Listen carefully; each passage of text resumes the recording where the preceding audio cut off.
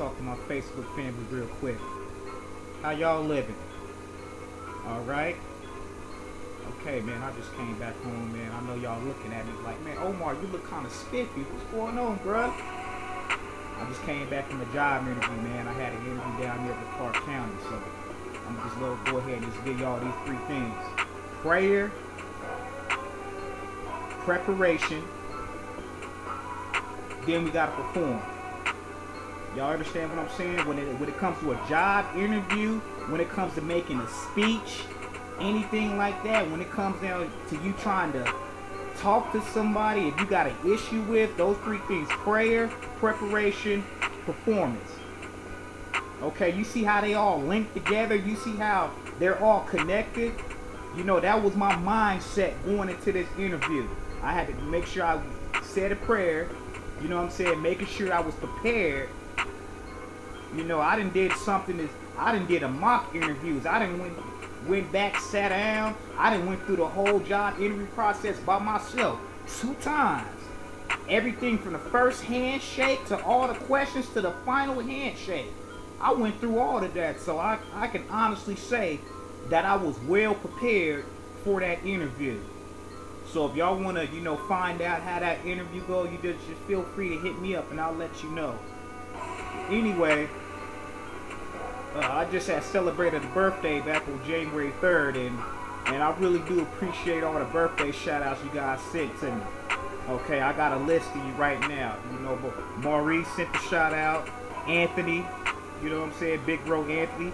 My brother AJ sent the shout out, Jackie. You know, that was a great hug you gave me in the parking lot, Jackie. I really appreciate that. A nice, warm embrace. Okay, Denisha with the phone calls, Mark.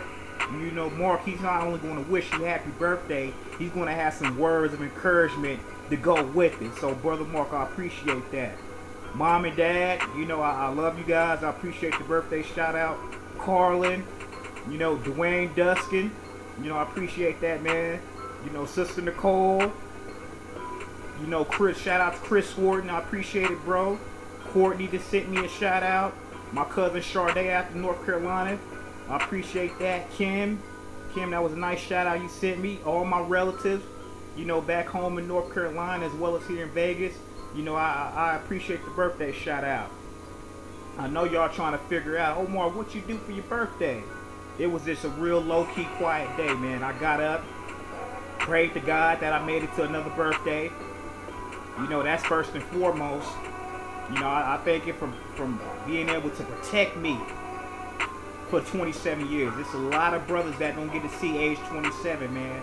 And I'm very grateful for that. So that's the first thing I did. I got on my knees and prayed and thanked Him and asked that He can continue to be with me. You know, I'm not sure how many good years that I got left, but I just pray that He's with me through those years, man. So after that, I went to work. After work, I just came home and just chilled. Ended up spending a nice quiet day at Barnes and Nobles. You know what I'm saying? It's cool just to sit down sometimes.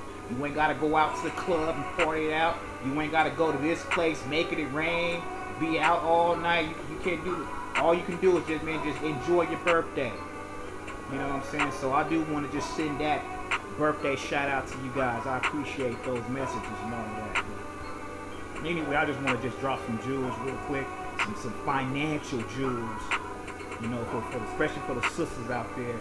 Just because a brother is in his late 20s and he doesn't necessarily have that 3 or 4 bedroom house, that does not mean he's a bum. Number one, that does not mean he's broke.